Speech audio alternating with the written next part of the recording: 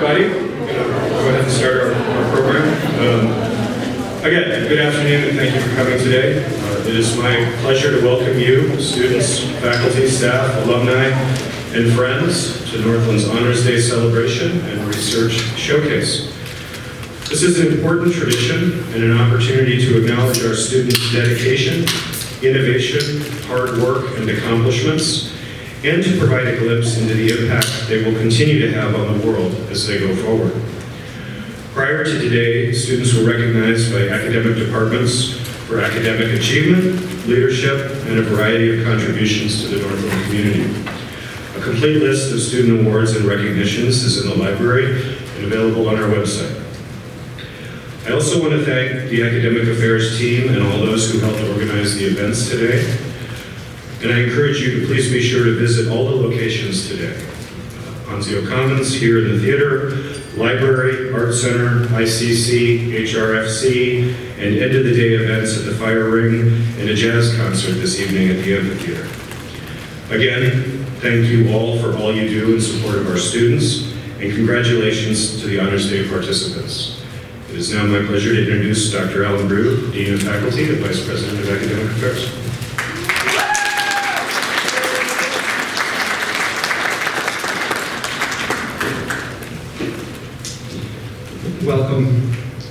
Welcome for me too. It's good to be here with you all this afternoon. More than 150 years ago, in 1854, Ticknor and Fields of Boston published a book titled Walden, or Life in the Woods. The title page indicated that it had been written by Henry D. Thoreau, author of A Week on the Concord and Merrimack Rivers. Given this title page, one might assume that Henry D. Thoreau was an established author, and that reference to his first book, A Week in the Concord and Merrimack Rivers, was meant to inspire readers to purchase Walden, the most recent of his literary creations. Such, however, was not the case. In May of 1849, A Week on the Concord and Merrimack Rivers had been published in an edition of 1,000 copies. 4 years later, only 219 copies had been sold, 75 had been given away, and the rest, 706 copies, had been returned to Thoreau, postage due. Putting the best face possible on his failure, Thoreau observed in his journal that he now had a library of nearly 900 volumes, over 700 of which he'd written himself. Walden did better, but not much. And when Thoreau died in May of 1862, it was out of print and no longer available to readers. A few weeks after Thoreau's death, however, a second edition of Walden was published. Sales were modest at first, about 300 copies a year, but interest in Walden grew steadily, and it never went out of print again. By the 1960s, Walden had become so popular that a parody of freshman composition classes advised, chances are you'll read Thoreau.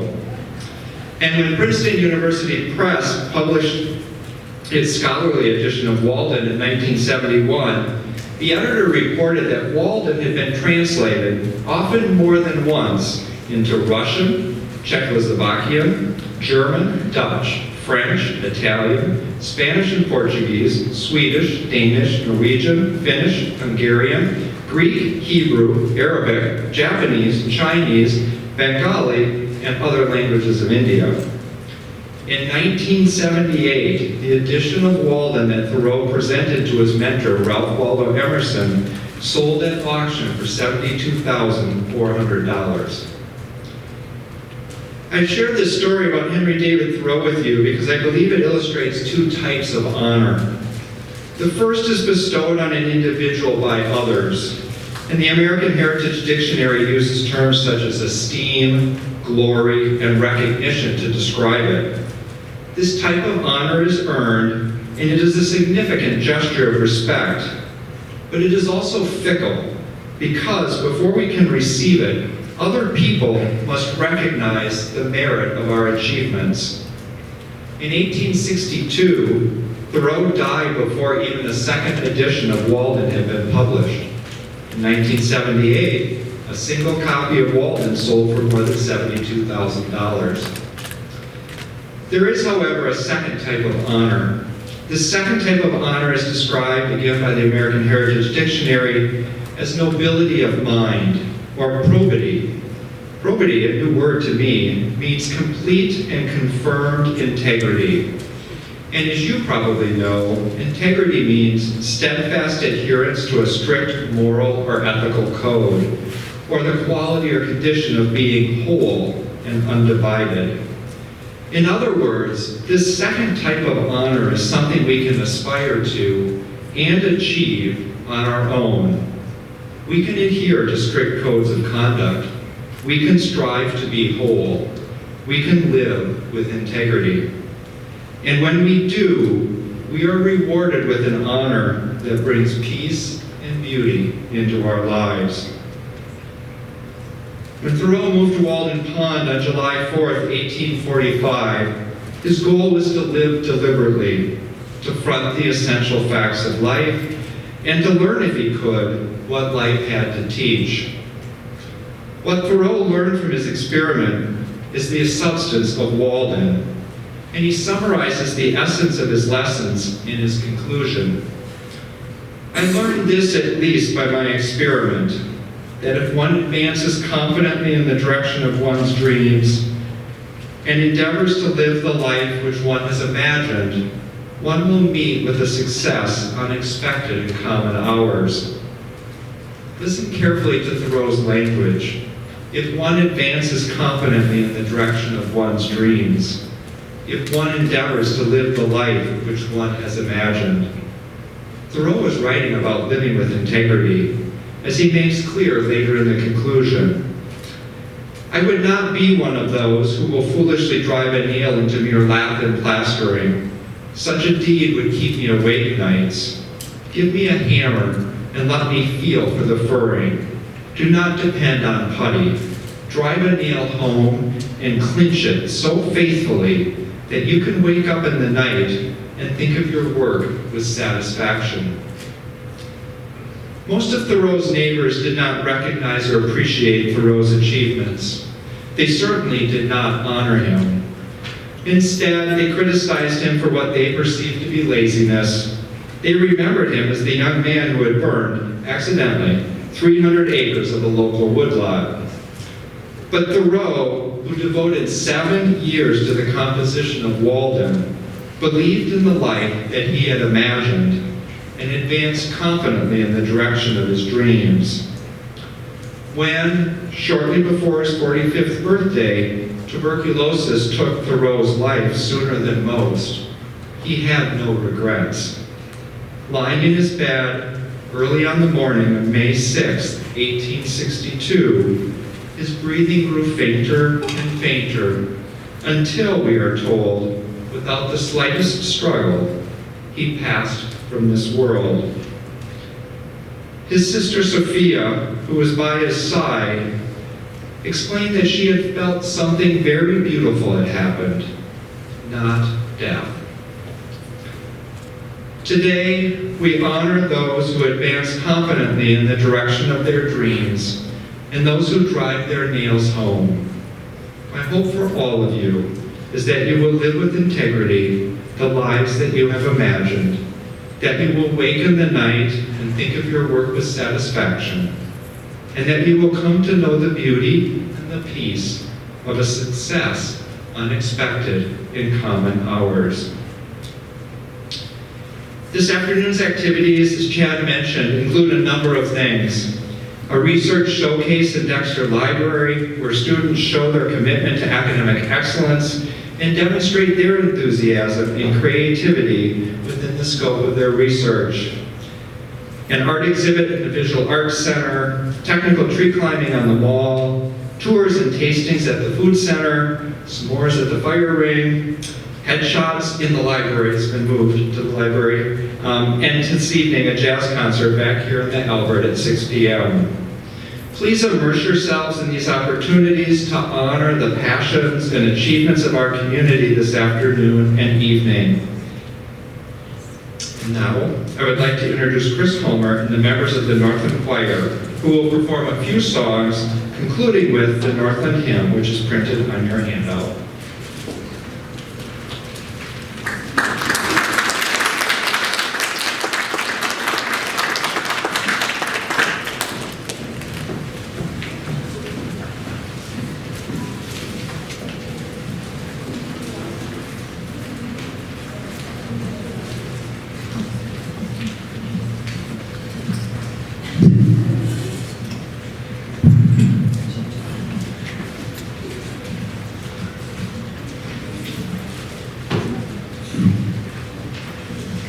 Thank you all.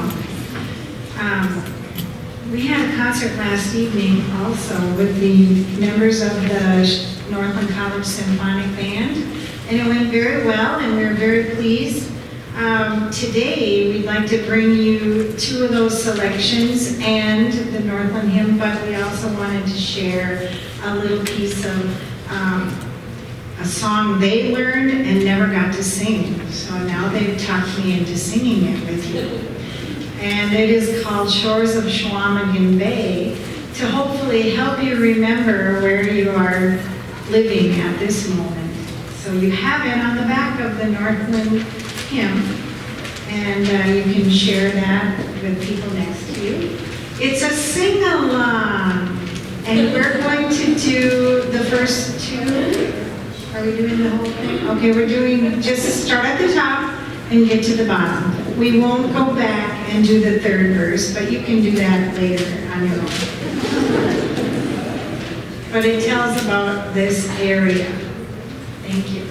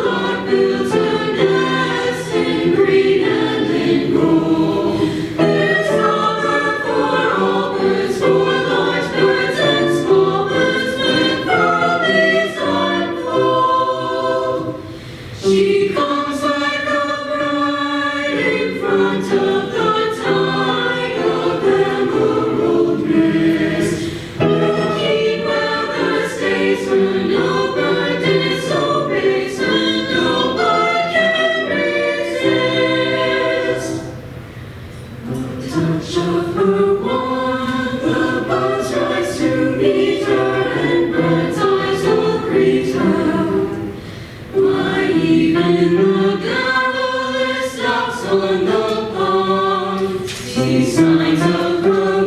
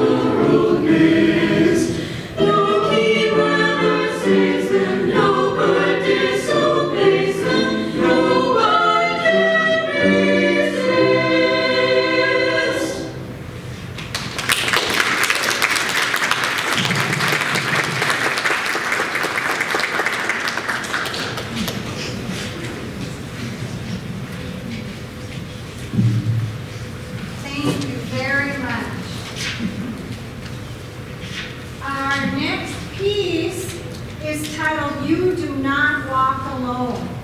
It's written by Elaine Hagenberg. And we found it very fitting because Northland is a community of beautiful souls, and we want you to know that you do not walk alone.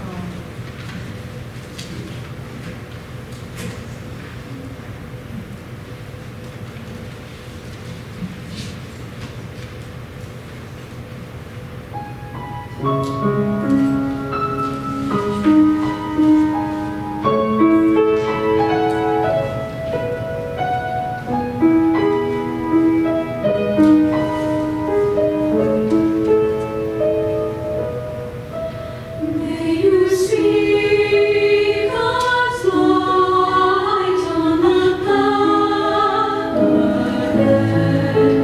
When the road you walk is dark,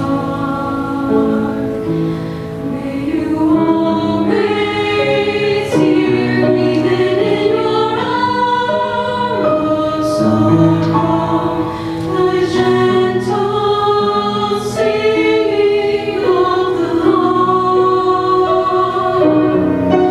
When times are hard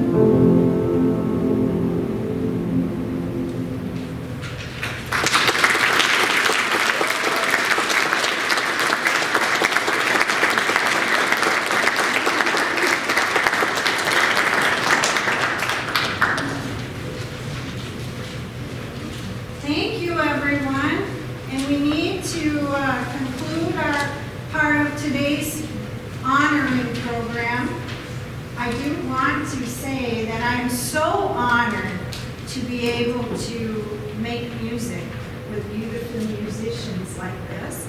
And it is an honor to watch them go through these 4 years. And today is a great celebration. There will be many of them over in the library showing off, which they should do, and they should be proud of what they've accomplished. So we ask you to join us with the Northland College hymn. It's in the program or the back of that page.